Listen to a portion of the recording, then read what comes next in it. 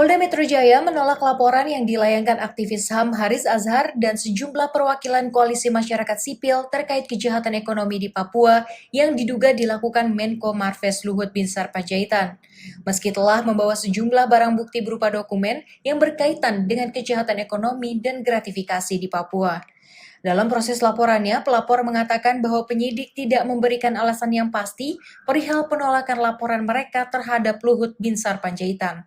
Meski laporan tersebut ditolak oleh Polda Metro Jaya, Koalisi Masyarakat Sipil akan kembali melakukan laporan ke Ombudsman RI.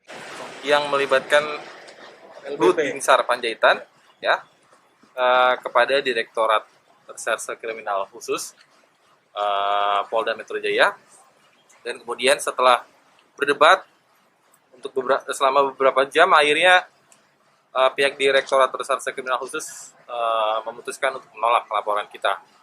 Alasannya kenapa? Alasannya tidak jelas, ya.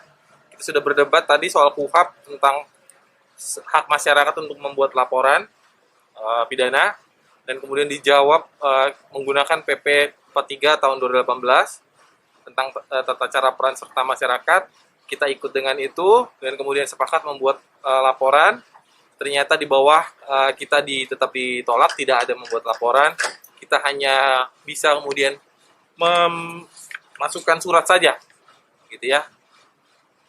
Seperti itu. Surat apa Jadi tuh, Pak? bentuknya aduan masyarakat atau gimana? Tidak jelas, gitu ya. Seharusnya kan orang yang kemudian mengetahui suatu tindak pidana, menjadi kewajiban hukum dia untuk kemudian melaporkan dugaan tindak pidana tersebut. Tapi kemudian yang terjadi di dalam kasus ini adalah laporan kita tidak diperbolehkan untuk membuat laporan. Alasannya apa sih, Pak? Alasan utama yang disampaikan nama kepolisian itu, Pak?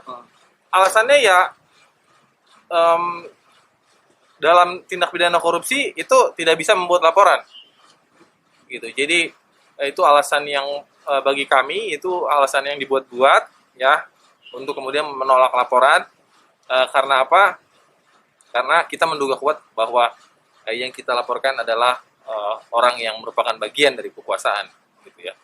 Dan penolakan ini sekaligus juga membuktikan adanya kesenjangan antara orang-orang yang kemudian orang-orang biasa seperti kita semua, Haris dan Fathia, ketika berhadapan dengan proses hukum, kita mengalami banyak-banyak hambatan, contohnya seperti ini. Tapi apabila kemudian yang melaporkan tindak pidana itu adalah orang yang menjadi bagian dari kekuasaan, seperti Luhut Binsar Panjaitan, laporannya sangat cepat diproses. Tindak lanjutnya, kita masih ada beberapa laporan lagi, beberapa langkah hukum, dan kemudian kita juga akan melaporkan penolakan ini ke Ombudsman. Ya, terima kasih, Pak. Sebelumnya, Luhut Binsar melaporkan Haris dan Fathia Maulidianti ke Polda Metro Jaya pada 22 September lalu atas dugaan pencemaran nama baik. Kini keduanya telah berstatus sebagai tersangka.